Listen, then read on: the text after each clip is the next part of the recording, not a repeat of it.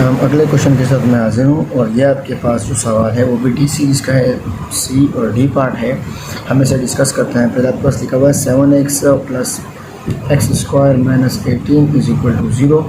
तो अगले वाली ये आपके पास ये भी वैल्यू है, इसको बाद में सॉल्व करते हैं। अब पहले से तरतीब देंगे, सीक्वेंस से लिखेंगे। सीक्वेंस आपके पास क्या होगा, x square plus 7x minus 18। हमने जो आपके पास क्वाड्रेटिक की जनरल फॉर्म की सीक्वेंस है उसके अंदर लिखा। दोबारा हम क्या करेंगे, 1 को 18 से मल्टीप्लाई करेंगे। स्टार्ट में कुछ नहीं तो 1 होता है, 1 18 से 18 आपके पास आया। अब 18 के अपने फैक्टर निकालने हैं, तो 18 के जब फैक्टर निकालेंगे तो 18 के जो बेस्ट फैक्टर होंगे वो ऐसे फैक्टर होने चाहिए। जैसे 2 9 आपके पास क्या है 18। अब 2 और 9 को प्लस या माइनस करने के बाद मेरे पास 7 बन रहा है। कैसे बन रहा है, देखिए एक्स स्क्वायर आपके पास जो बड़ी वैल्यू उसके बाद प्लस का साइन, क्योंकि यहाँ पर मिडिल टर्म में जो साइन होगा वो बड़ी साइन को बड़ी वैल्यू को वही साइन हो गया, ठीक है। तो आपको हो जाएगा 9x और यह हो जाएगा -2x minus 18 is equal to 0। अब इन दोनों को 9 में से 2 को माइनस करो तो 7 दोबारा बन जाएगा, बट मैंने इसके फैक्टर निकालना है। इन दोनों में कॉमन आपके पास x है, x 2 थे, एक कॉमन लिए तो 1 बचा, और फिर उसके बाद प्लस का साइन है। उसके बाद आपने x कॉमन लिया तो सिर्फ 9 बचे, तो 9 आपने लिख दिया। इन दोनों में कॉमन जो है पहले तो माइनस लिखे क्योंकि थर्ड टर्म से माइनस है। इन दोनों में जो अगला साइन है वो 2 कॉमन आएगा, और आपने जब 2 कॉमन लिया तो x नहीं लिया तो x बचेगा, वैसे लिखा जाएगा। फिर माइनस को मैं किससे मल्टीप्लाई करूँ कि ये वाला माइनस दोबारा बन जाए, तो माइनस को मैं प्लस से मल्टीप्लाई करूँगा, ये वाला माइनस दोबारा बन जाएगा। और अब 2 को मैं 9 से मल्टीप्लाई करूँगा तो क्या हो जाएगा, आपके पास 18 हो जाएगा। तो अब देखिए दो आपके पास सेम टर्म है, ये पहचान है, आपने सही काम किया है। और अगली चीज़ है x प्लस 9 जो है वो आपका कॉमन है, और x माइनस 2 जो है आपका नॉन कॉमन है। तो आप क्या करेंगे, x plus 9 is equal to 0 और लिख देंगे x minus 2 is equal to 0।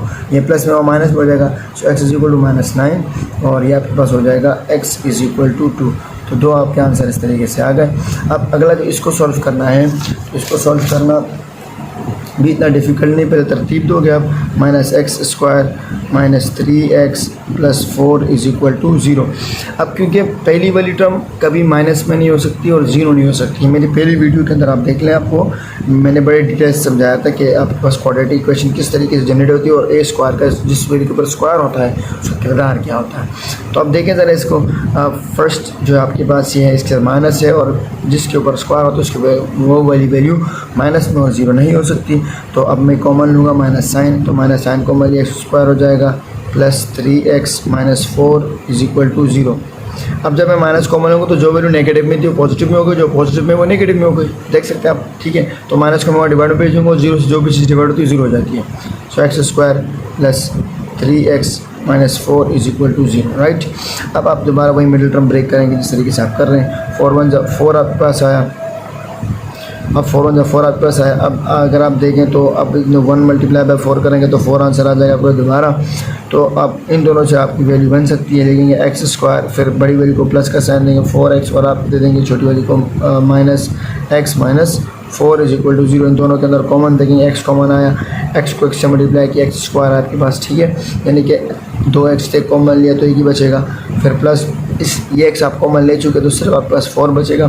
Sign minus है, आप माइनस कॉमन लेंगे, और दोनों में कुछ भी कॉमन नहीं तो कॉमन 1 आप लिखेंगे, और आप लिख देंगे आगे आपके पास जो है वो क्या है, वो आप लिखेंगे जो है वो x, और लिख देंगे आप क्या x भी कॉमन लिया था, और आप लिख देंगे माइनस प्लस माइनस, और लिख देंगे आप 4, राइट।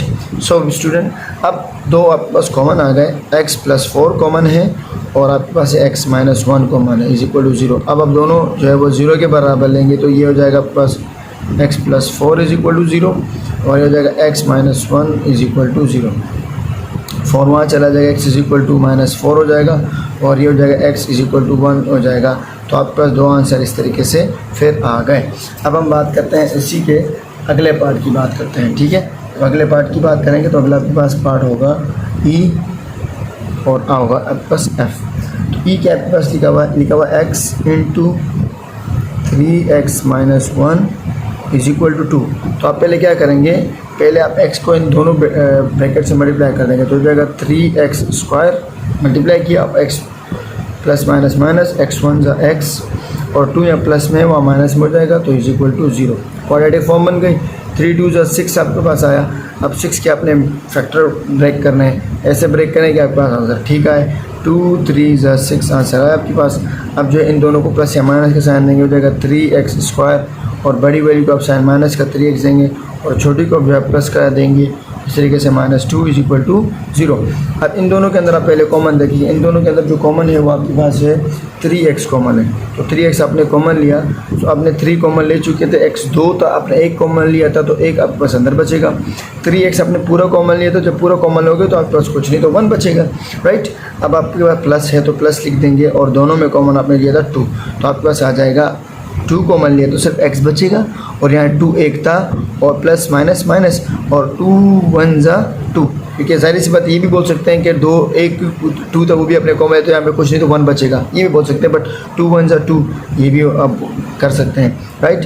तो आप दोनों के अंदर जो आप कॉमन देखेंगे होगा x - 1 और ये आपका एक ब्रैकेट आया और 3x + 2 जो है वो आपका दूसरा ब्रैकेट आया = 0। दोनों को आप 0 के बराबर लोगे तो आपके पास जो वैल्यू आएगी वही x - 1 = 0 और आपके पास आएगी 3x + 2 = 0। ये आपको वहाँ भेजेंगे तो प्लस में हो जाएगा 1 और ये जो आप भेजेंगे वहाँ पर 2 को पहले वहाँ भेजेंगे तो जाएगा 3x = -2 तो जाएगा x = 1 और आपके पास जो अगली वैल्यू हो जाएगी वो जाएगी 3 मल्टीप्लाई में डिवाइड हो जाएगा -2/3। तो आपके पास तरीके से 2 आंसर आ गए, राइट। अब हम अगले क्वेश्चन